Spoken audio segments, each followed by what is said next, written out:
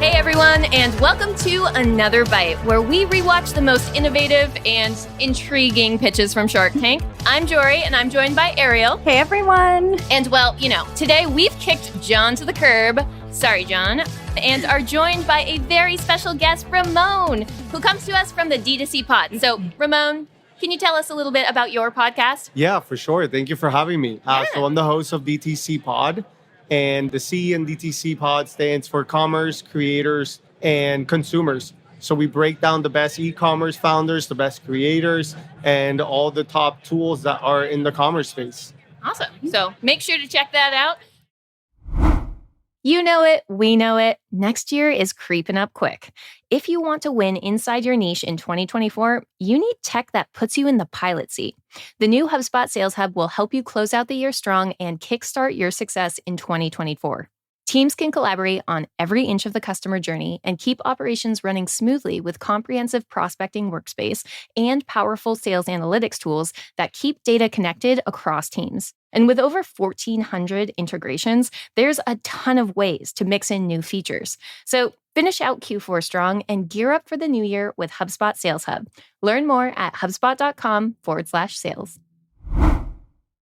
Today, in the tank, we are live at Inbound, and we've got nothing short of a party for today's segment. So this is for all of you folks who have ever gone to a party and you felt that your head was a little naked. You felt like you were the embarrassing one. Yeah, common problem. Well, Foam Party Hats is here to help. So today's product is Foam Party Hats, and we've actually got some with us right now. So Ariel, if you could pull them out while I tell you more about this product.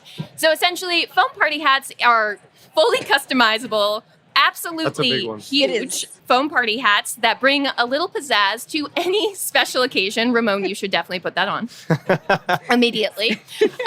They come with over 600 different designs in a variety of different colors.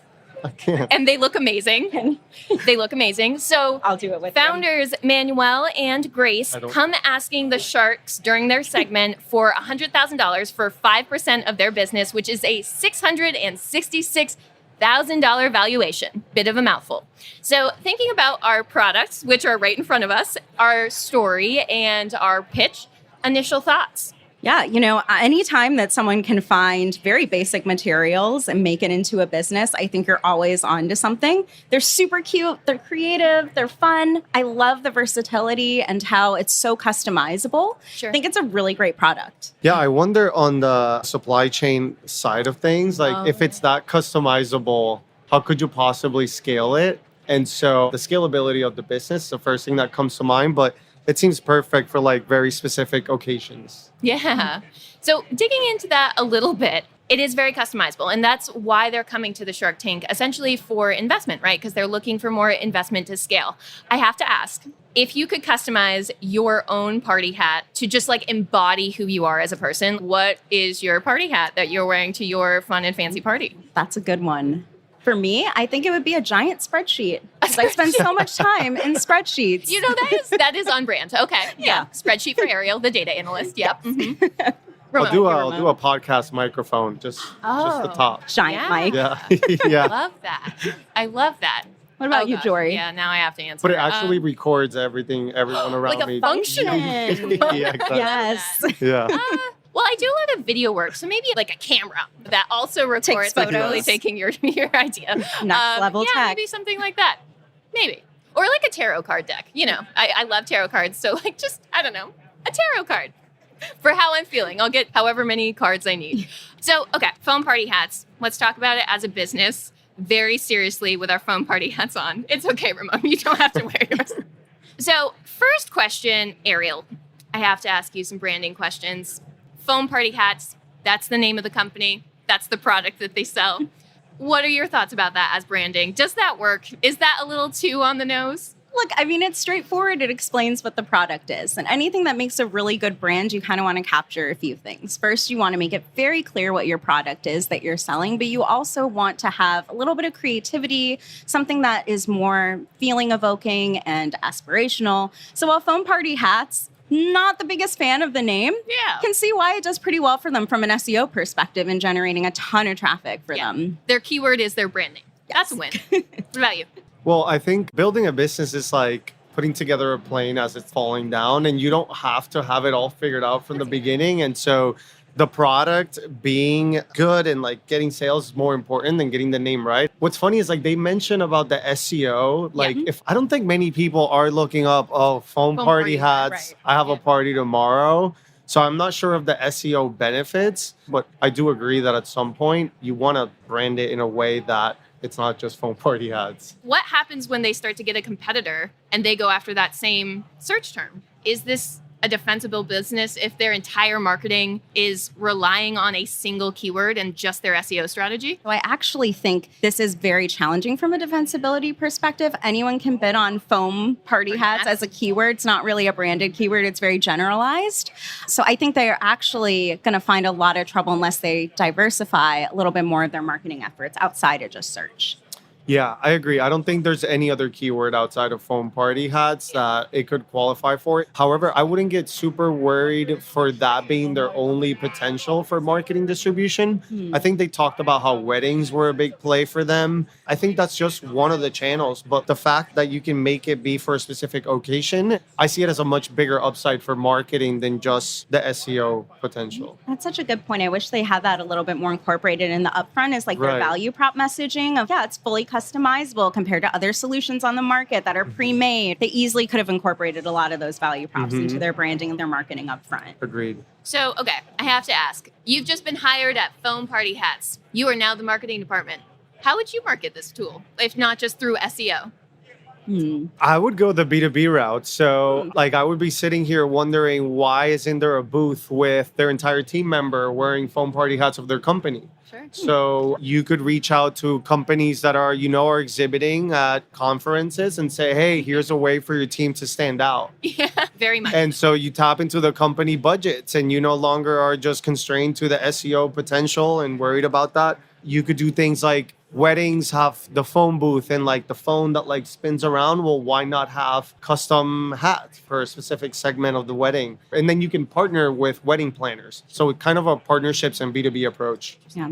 There's a lot of opportunity, I think, outside of just direct to consumer. Because to your point, I think they said, 80% of their sales came from weddings. Right. And while it's such a generalized product, I think that's kind of what some of the sharks are getting at. Just focus on one or two products. For sure. But I actually think that there's more opportunity for them to look into, is it pediatric hospitals for, healthcare workers? I think there's a lot of opportunity to kind of expand just beyond the wedding route there that they could lean into. One thing that Mark brings up in the segment is it doesn't seem like you know what business you're in. You think you're in the foam party hat industry. You're really in the fun industry. I don't think they are in the foam party business. I think they're in the experience business. Yeah. I mean, that's a huge plus because the cost of the foam is so low, but you can actually sell the fun in the experience. So I think they should definitely be marketing themselves as an experience-based business. Okay, we had a bit of a feeding frenzy. I'd love to see sharks go out and then come back in when they're trying to upstage other sharks. So initially we had some interest from Daniel. Daniel was like, I'm going to give you $100,000, but it's non-negotiable and it's for 30%. Greedy. And then that was enough to get Mark and Lori back in together and collaborating. And they ultimately offered $100,000 for 25%. But I was curious, would you invest in this business? Is this product too niche in your opinion? I don't think it's necessarily too niche. I wouldn't invest because the sales are just so small. And I think we talked about this on the show before. I think they were up to $175K for the past year when they were going on the show. So, I think they still have a lot of upside. And what Lori said specifically around it's just a marketing problem at this point. I think it's too soon. Interesting. Yeah.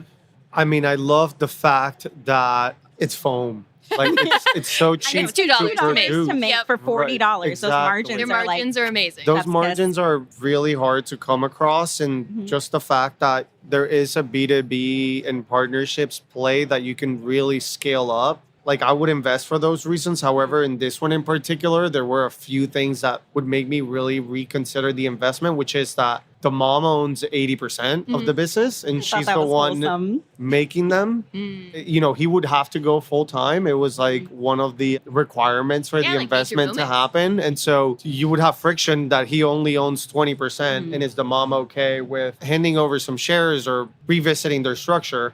Those conversations sometimes can get hairy, and then long term, it can cause a lot of issues. So if they can find alignment there, I don't see why not invest. Ultimately, after a bit of a feeding frenzy, they actually took the two shark deal. So the deal was made with Mark and Lori for $100,000 for 25%. And you know, this made sense to me because it seems like a lot of their issues stem from marketing. Lori is the marketing shark. So if Lori was your dream shark, you nailed it.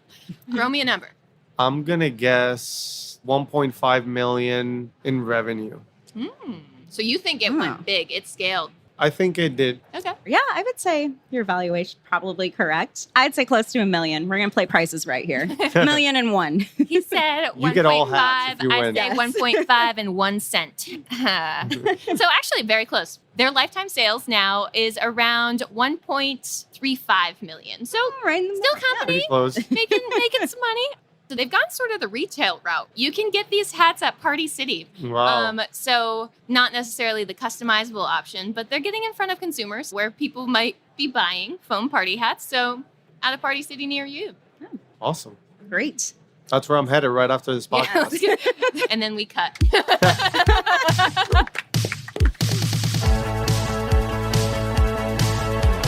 Today's episode was written and produced by the mythical Matthew Brown. Additional support comes from Melanie Romero and editing from Robert Hartwig. If you're a fan of the show, even if you're not a fan of the show, tell a friend. Word of mouth is the best way to support the show.